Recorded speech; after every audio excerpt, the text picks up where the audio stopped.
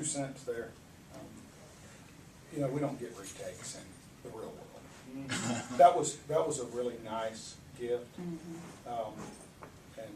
this is where we're learning, and so there's a little different dynamic there. But when I make mistakes at work, I'm accountable. And if the people that work for me make mistakes, I'm accountable. So, you know, honestly, the test was, I mean, you told us what was on it. I don't know what else you could have done. But do people make mistakes? Are there errors? Do people overlook things? Do things happen? Sure they do. And I think you gave consideration to that. But as far as people not being in the class anymore, if you took the test and you made below a 70, and you got given the gift of retaking it, something that's not given much in life, and you didn't pass it the second time, you know what, you're probably not in the right field, because management, if you can't manage your time and your abilities enough to learn something, someone says, here it is, learn it and pass the test, then they probably need to carry on anyway. I'm glad you said that so I didn't have to. But there are a couple of things here. One is, this is the first 3,000 level course a lot of folks are taking. Yes. And the jump from 2,000 to 3,000 level courses, you're in your field now. It's a different ballgame. And so I think there's got to be a little bit of, okay, you slipped a little bit getting going. So I think that's still good that you got that chance. But I'll tell you what, if the boss says, I want you to do a presentation for the client next Friday, ain't no redos, ain't no do-overs, retakes, nothing else. You're right. But you don't get fired right away for making a mistake. Yes, you have Sometimes to. Sometimes you do. Not always. From a unique perspective of law enforcement, the hell you Right. don't. Yeah. You crack someone's skull open, you violate someone's civil rights. Not only are you going to get fired, but you're now civilly liable. You're going up the road yourself, possibly. Well, even if it's not that extreme, you may not get fired, but Right. you're gonna have a hell of a time Yeah. continuing to progress Yeah. until you do something to overcome the obstacle you just put in your path. Right. You're right. It gives us insight when people make mistakes as to, you begin to watch them. And you say, okay, is this a one-time deal or a pattern? And it puts you on the radar, I guess, is That's what I'm trying to say. probably says it better than I do. Right. You can also miss opportunity. We're having, right now at work, they opened up 4 positions in the department and several people applied. But because of not reading exactly what the job description said, Right. and not incorporating that into your resume, Yeah. your history. It gets kicked out. Everybody got kicked out Right. of the auto generator that checks for specific buzzwords. Mhm. And we're all out of luck now. We don't get a redo, we don't get to go back through, but we all have that learning experience to know next time how to work the system better and incorporate specific words into our job descriptions and histories and ensure that moving forward. But for this, you know, 4 jobs don't open up often in one department, you know, and it's unfortunate that. In this town, That's painful. job turnover in the good paying jobs is very, very slow. And these jobs all started at 40K plus, Yeah. and it's like, you know, Yeah, that's true in the state system. Are you with the city? sitting at. Yeah, in the state as well. When there's an application out on myflorida.com, a position posted, in the job description, there'll be things they're looking for. And if that language isn't in your Specific employment language, history, specific your buzzwords. application does not make it through. Because it's Yeah. being scanned mechanically. Right, Yep. and They're even looking for even those when we phrases. do it by hand, we look for Sure. the same things, and if you say you've done something but it's not in the right language. Well, I'll tell you one other one. I've been on a lot of search committees here filling jobs, and when I go through a resume, what do you think I look for? Spelling. Grammar, If your format. spelling and grammar is poor, I don't want you standing up in our classrooms trying to teach people. Absolutely. I don't care if you got a PhD. Ain't no PhDs in here. Speaking of the tests and what you guys are all talking about, those, I think it's relevant.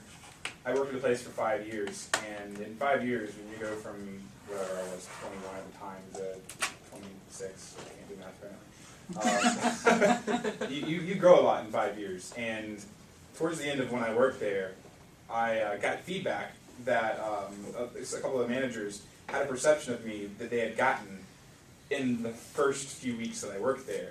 And one of their explanations for why I didn't progress the way I wanted to was because of that, not because of, it was because of their perception of me. And I'm like, but I do this, I've done this. They're like, really? It's like, I still perceive you this way. And it's like, you really have to, like... Can anybody tell me how that relates to the concept of a self-fulfilling prophecy?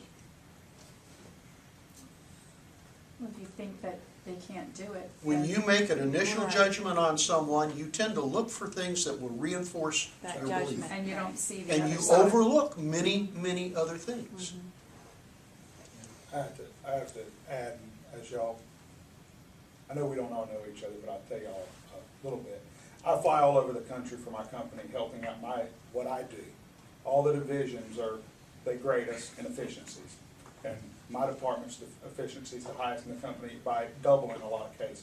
So they fly me to the other divisions and they go teach them and work with them. What are you doing here? The managers call and ask for me to come, they're managers. So I go and help, and while I'm there, they get pissed. Oh, they get pure pissed at me. Because we did that test the other day, strong D. Oh, boy. I just tell them how it is, I tell them what I think, and if they don't get it, if they ain't smart enough to figure it out and start doing it, then I don't know what to do for you. Can't you hear the empathy coming out of that deep Yeah, personality? it's deep, man, I feel bad for them. But I go to them, and I go to them, and I teach them, I take the time, I say, here's what I do, and they'll say something like, well, I don't want to change that. Okay, well then let's go eat lunch, because you're not going to change that. You're not going to change your efficiencies. So we have this, what you talked about, I'm going to that. I go through that, and a manager's position comes open, and they ask me, am I interested in moving to this state or this state? And I say, no. Well, then a position comes open at my plant. And I've been passed over a couple times. And so I said, my name came up at the general manager's meeting they had in Indiana a couple months ago. And somebody said I shouldn't have been passed over, another manager. And the president of our company, now the president of our company, said, there's no doubt he's the best there is at what he does, but he has to quit pissing people off. And I guess I'm going to where you're at, perception, so now I'm trying to, believe it or not, reading this book, our management book, both of them, has helped me in trying to learn how to talk to these people and learn how to work better. I would have never thought in management course of reading a management book would have done that for me. But it has really helped me in saying, okay, I need to try this and I need to try It's your that. approach, right. And, not necessarily softer, I'm still me, but different. How different? I mean, different how? Would you concede there's shades of gray now? Well, I've always, I never disbelieved in the shades of gray. What I believe is that I don't necessarily have to tell them that if they're gonna keep doing that, screw you, I can't help them. I don't have to say that. I can say, this is the best approach. This is the approach I know. And you know This it is works. this approach I know works, that's right. And I can only show you this approach. If you want to continue to do what you do and try to use a little bit of what I give you and be your own person, then you have to do that. But if you want to get the exact results I get, I would probably do it this way.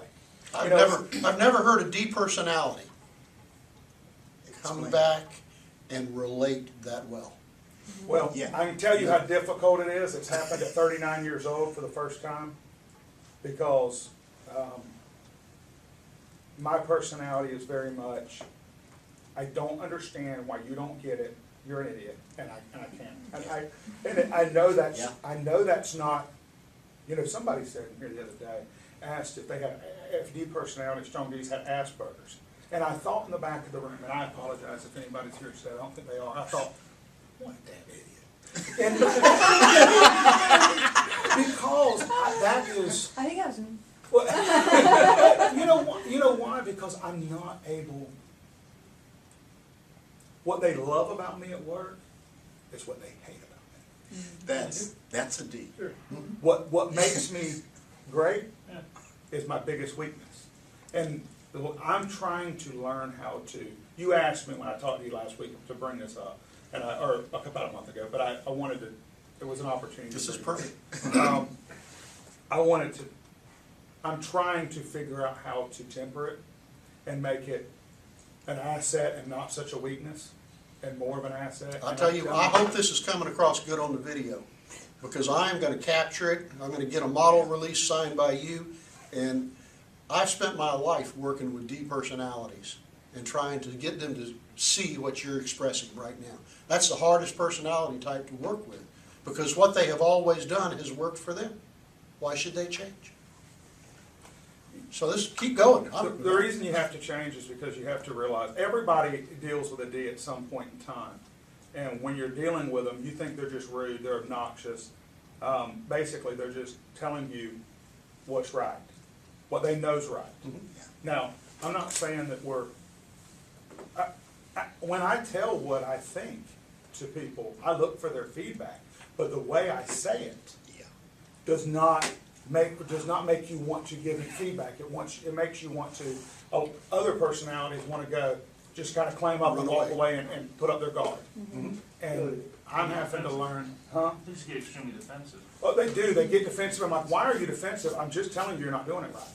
And You just called my whole life a failure, because I'm not doing this right. right. So you're I saying know, what an but idiot, if- they're saying what But an if you just, asshole. think a little bit outside the box and stop doing that, and you're telling people this, and they become very defensive, very argumentative, and I even go to people now as I'm trying this kinder, gentler. I go to people and I walk in and I say, hey, first of all, I want to start off with, please don't take this as an attack, I just have a couple questions. The perception they have is that I am going to attack them I'm going to attack. because they have been attacked multiple You times set the stage. by me. So the perception, like you said, is here he comes. Oh, jeez. And they're right. But I say it, and even when I say, please don't take this offensively, I just have some questions, I don't understand about your world, I want some insight into why y'all do this, because it would help me to be better in my world. And you begin to ask the questions, and they are automatically defensive, and they are automatically, they put up their guard, and they can't even hardly communicate with you. And I see them doing it, and I'm like, it's my reputation. And it's years of my reputation of walking in and going, this is ridiculous. Who did this?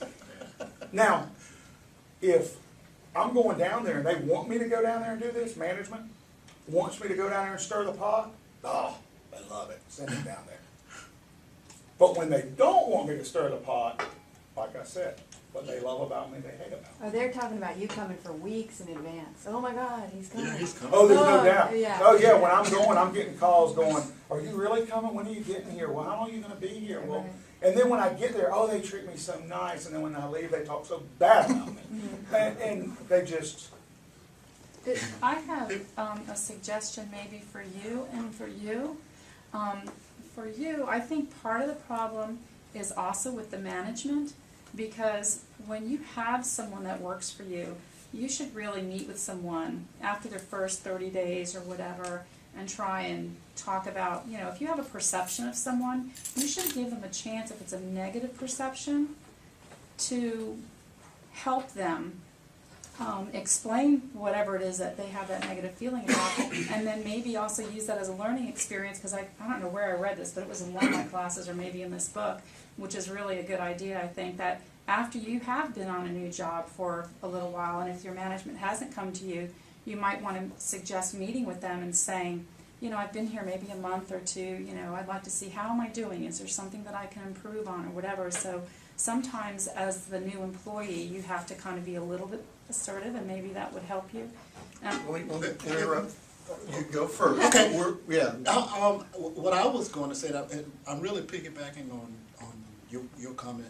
That's absolutely a failure of management. There's no way in the world that you should have been there 4 or 5 years before someone comes to you and says, I had this negative perception of you. Yeah, to some extent you need to be more assertive, but there's no way that should happen. I had in one of my performance evaluations where I thought I had an exceptional year, no comments during the whole year, and then I still had a good evaluation, but it wasn't as good as what it was. And I remember very tactfully saying to my boss, I said, have you ever taken the performance appraisal workshop here at the University of Florida? That's tactful, huh? It specifically states that if you have something that you'd like an employee to improve upon, how can they improve upon it if they don't even know that they need to improve on it? So that changed. And then for you, maybe what might be helpful is someone that you trust or have a good rapport with that wouldn't take your feedback as offensive, maybe with the general questions that you go in and how you would normally ask them. Maybe you could write them out or role play with that person to see if maybe there's a different way you could ask those questions where someone wouldn't feel on the defensive. That's a really good point, and I have somebody at work that I use now, and I say, hey, I'm going down to talk to him, and I say, this is what I was gonna say to him, and he goes, ooh. And I go, well, I could say it like this, but it just seems awful like I'm beating around the bush. And he goes, well, that's probably that'd probably be a better approach with them. So I can tell you're spot on, and it's helped me. Have you tried starting with appreciation for something they're doing right? You know, I believe in something that I call stroke reality stroke. And what I do is I tell someone that, all the good things, I tell them good things. Right. Then I give them the facts. The criticism. The criticism. And I follow up with why we appreciate them, regardless of the criticisms. How I just need them to grow and fix these things, but we appreciate these things. And I do that. The problem is, and if you don't deal with someone who's a strong D, or if you're not a strong D, I can tell you, I don't know that he can even understand, because even though I do that when I'm counseling, in the rest of life, very blunt, very direct, I wouldn't ever tell you that I don't like something you're wearing, because that's rude. This is never personal. This is always business. If I tell you, why do you do that? It screws everybody up when you do it, and it's ridiculous. And then I can give my points of why. But the thing is, everybody in the company is going, it is ridiculous. Why does he do it? But when I get done, they go, you can't say that to them. Well, what do you want me to Everybody say? agrees. Well, what they want you to do is be tactful. They want you to be gentle. They want you to be kind. They want you to not make people feel bad. And it's like, You don't but have they need fired. They don't even need to be employed. And we've been dealing with this now for years. And why does everybody? Because that is what society is. Society is very kind and gentle and worried about feelings. I like it. Yeah, you would, Howard. You We got all come to the kinds of Department folks of trying to Health. get in here. Go ahead. When I interviewed for my last position, one of the things that I have a personality a lot like yours, and so when my boss did the interview, he asked, well, what is your strengths, what are your weaknesses? And I turned around and said, well, what do you think my weaknesses are? And he said, Heather, I'll be honest with you, I think your toughest and your biggest weakness is going to be that everybody's not going to be an A player like you. They're not always going to be perfect. They're not always going to sell like you. They're not always going to do what you do, but you have to understand on your team, you have to have A, B, and C players. You don't need DNFs. You can get rid of your DNFs, but you're going to have A, B, and C players. So in the back of my head, when I'm realizing that maybe they're not the top of the sales, but maybe they're really good at service, so maybe those are my C players, I still have to have my C players for the whole organization to work. So for me, it's always there. I'm always listening to them like, I need my C players. I need my C players. I'm working with my C players right now. If that helps. And what you really feel is like, fire the season, put it away. That's what You you gotta really come in here and here. Who's up next? So at my job right That's a now, good we've hired point. Really good point. a consultant to come on board, and he's working on his doctorate degree over at the University of Florida. And he's brilliant, and it's great for me because it's so applicable to what we're doing in class, and he brings out all these terms and everything. and there's 5 managers that usually sit in the room, and he's trying to get stuff from each one of them to develop a strategic plan.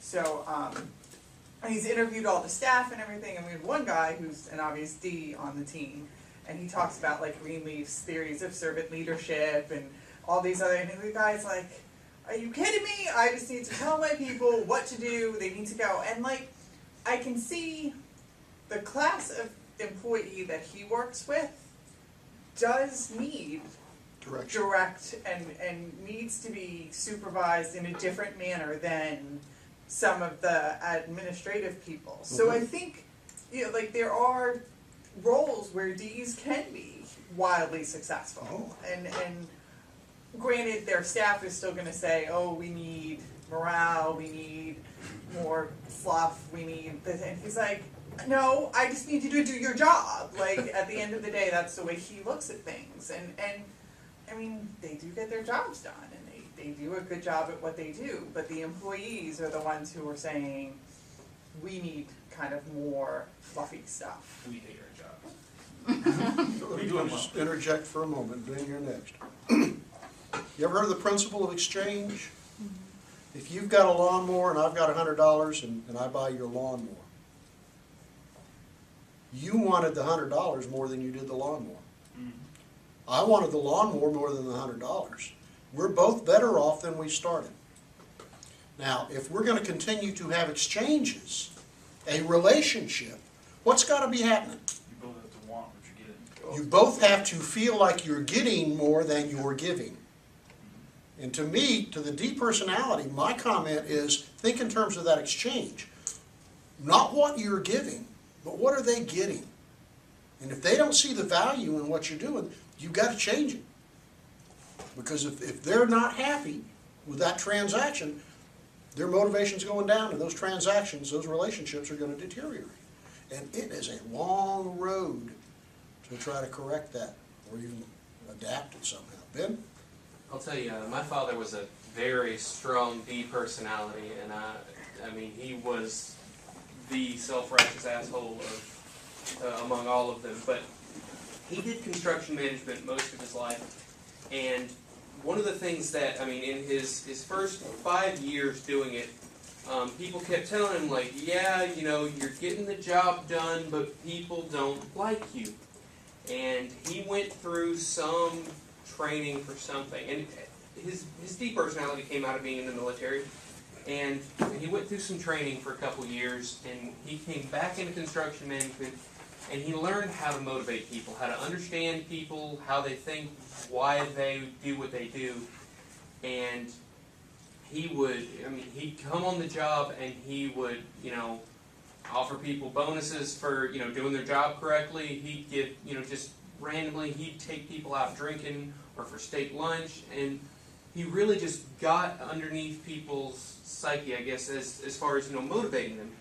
And when he realized, you know, how people worked, just, you know, as a whole, he realized that he could then come back and use that D personality, you know, because people took it more as joking than as an attack.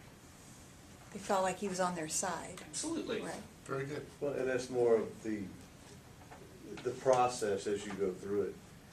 And what I hear you saying is, I work with a lot of people that have that same kind of mentality in the engineering ranks. You know, everything's black and white, cut and dried.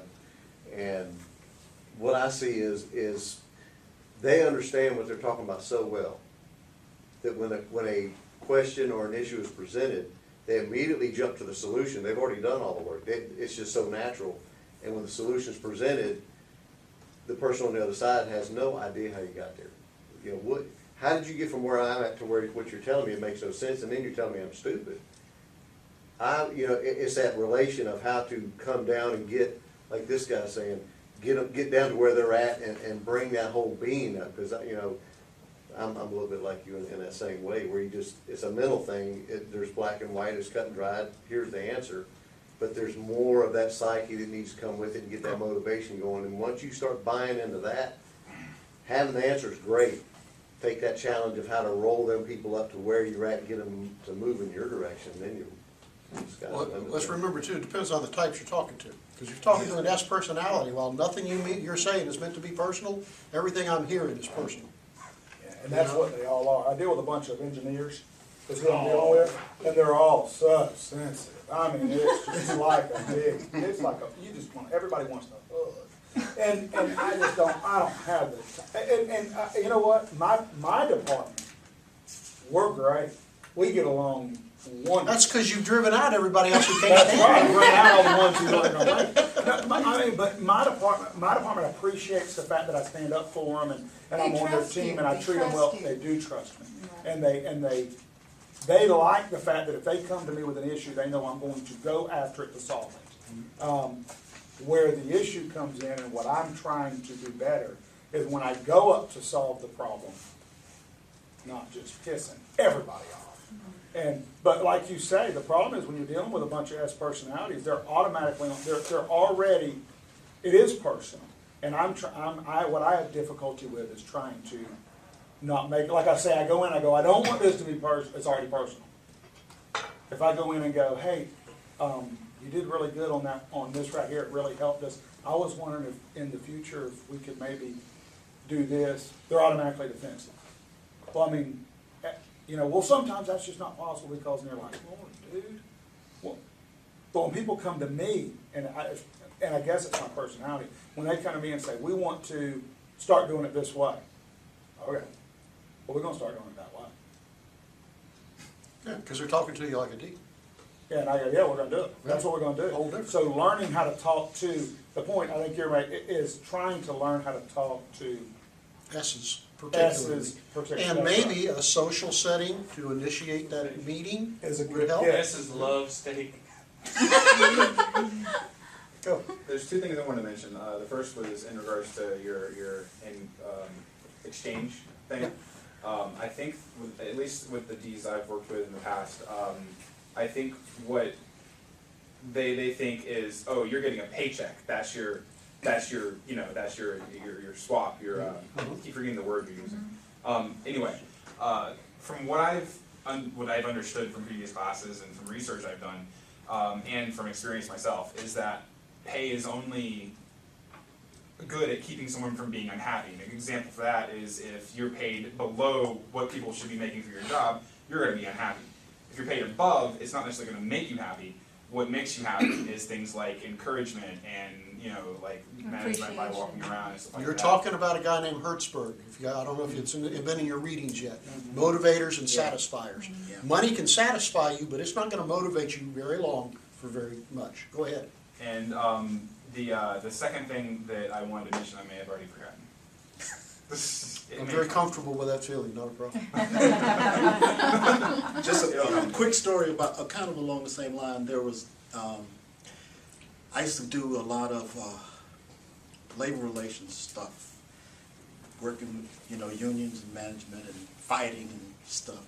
And there was always this term that we use as position, my position on this and my position on that and blah, blah, blah. And the whole idea is about who feels that they're right and who wants to be more right than the other and so forth. And the example, it's a real simple example what a guy gave of the two sisters who are battling over an orange and how they're going to divide the orange. And they just go through this thing for a couple of weeks, trying to figure out what they're going to do with this orange. And finally, just through talking to each other and trying to understand what the other person's real interest was, they figured out that one wanted the fruit of the orange and the other wanted the peel to make a pie. So really it's about trying to understand what the other person, how you can satisfy that other person's need, that other person's interest, which is basically the same thing that we're talking about here, is how you get things done. It really is. Which means, and there's 3 or 4 little management